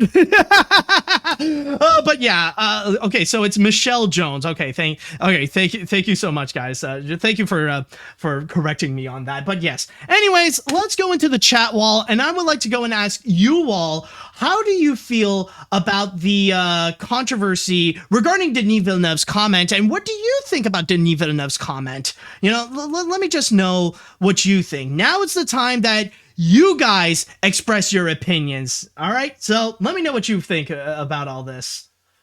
Well, let's see. Well, I see a lot of like opinions are opinions, and now people are telling now people are still mad at me because like now apparently I'm not saying Zendaya's name correctly. Oh boy, I can't win. I could just never win, can I? All right, let's see what we got here. This reminds me of a quick scene from Mr. Bug Goes to Town where Hoppity wants to extinguish a fire but splashes liquid gas on it instead. That's basically the situation. Feeling like a hot subject flaming element which only causes it to go ablaze. Most movie fans are getting tired of this unwanted confrontation. So basically, long story short, it's basically throwing gas in a fire, and that's exactly what it is. There's nothing that they could gain. There's nothing that people could gain or that people could benefit by seeing this comment, and it's only going to make the flame much worse, and it's going to make the problem much more prominent. Let's see. This controversy is just getting out of hand. As someone who is a huge fan of the MCU and consider it my favorite movie franchise of all time, I honestly do not agree with Denis Villeneuve's statement, nor different than the 2016 Ghostbusters reboot. I absolutely respect his opinion, as he has his opinion. And really, you can't deny how the MCU has become the biggest multimedia franchise of all time. I say multimedia because of the Disney Plus shows. Exactly, it has reached the point where now it is multimedia. Let's see. I am extremely casual about the MCU, like so casual I only saw Ant-Man before my sister dragged me to watch Endgame with her. Yeah, Endgame was my second MCU movie. Hell, I only watched Ant-Man because my aunt and grandma took my younger sister and I to see it after my other grandma died. The MCU are fun films from what I could tell, and Ant-Man is special because of my grandma. I'll still watch Dune, but I don't but I don't know who cares. Exactly, man. Exactly. You got it right there. I understand Denis Villeneuve's comment regarding with the Marvel movies, but the people who wrote the article really have to make this culture war drag on even further. I feel like this is stupid for those journalists to exploit it even further, so it has to stop. Also, for the grand finale, may I recommend the last part of the theme of the 20th century to go with your soundboard for the grand finale. Ooh, that is a good suggestion, actually. That is a pretty solid idea. I will consider that. I'll definitely consider that. I won't use it like too much, of course. I won't use it for like every episode, but if I truly have something special, that could be an idea. Let's see.